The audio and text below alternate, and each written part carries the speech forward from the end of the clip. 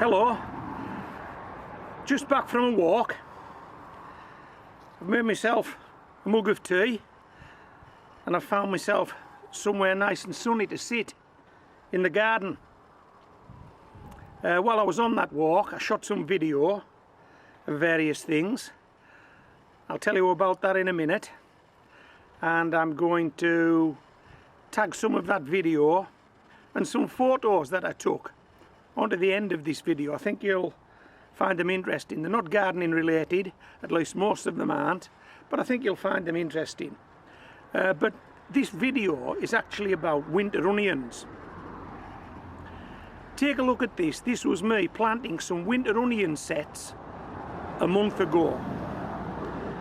Take a look at this and then we'll go and have a look at progress on those winter onions. 1 month in a 10-inch water bucket. These are the 6 onions we're going to be planting in this 10-inch water bucket. If you're growing in something bigger, you might want to try more onion sets, but this works for me. I've tried to equally space them, and what I want to try and do now is plant them so that they sit on the top, but the roots are under the soil, under the compost.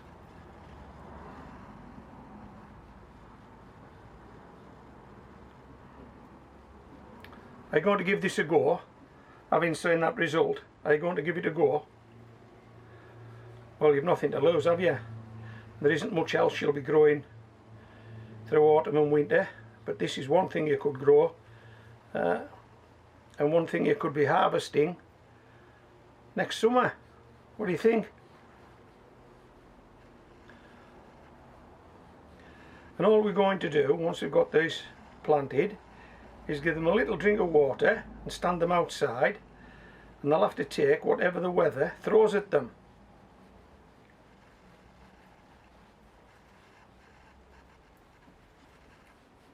Now, autumns tend to be wet and cold affairs, don't they? So what you really need to do is make sure your bucket has got some good drainage holes in there, and that you don't let it get waterlogged. So that means you'll need to keep an eye on it. We're going to give these a little drink of water today.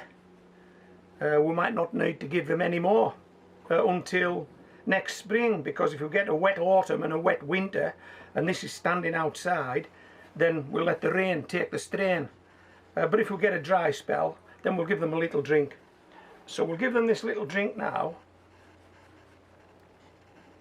and then we'll stand them outside. And as I've said, there's nothing else to do with these guys now. There really is not. These are my winter onions. If you planted yours when I planted mine about a month ago, yours should be looking like this now. I stand these normally between the greenhouse and the garden fence, and that effectively keeps them out of the wind. They're on the patio now, but if I left them here, the wind would just blow them over. So I've just brought them out to shoot this little clip of video to show you what progress these onions have made, and I hope that yours have made just as much progress. It's too early to count our chickens. We haven't got any onions yet. That won't happen till summer of next year, and it's only autumn of this year, so there is a long way to go before we get any onions out of these buckets, but so far so good. Okay, that was the onions. So as you can see, 6 onions in each of those 10-inch water buckets. 8 water buckets, 6 8s are 48. Is that 4 dozen onions? 4 dozen winter onions. And I think it's only fair to tell you right now that here in the UK, those onions will be lucky to see 2 or 3 inches of snow on the odd day, and it doesn't usually last, and maybe several nights of frost. So if you're watching this video in the US, particularly at the colder end of the US, I'm not too sure you can grow these things. I don't know how they would bear up under lots of snow and lots of ice. I just don't know. I've never had those conditions. But hey, so far so good. And if you planted some of these winter onions a month ago when I did, yours should be looking something like that now. And the other thing I would say is I've done absolutely nothing with them since I planted those onions. Absolutely nothing. There's no need to. We're in autumn now, but we get rain once or twice a week, so they get a drink of water. They don't need anything.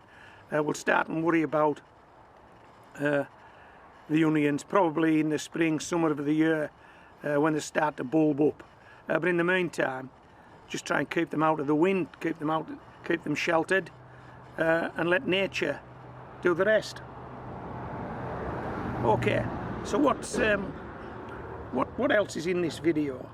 Well, among other things, I shot a small clip of video of a bank of seaweed just waiting to be collected. There is literally tons of this stuff all around the seashore in the UK.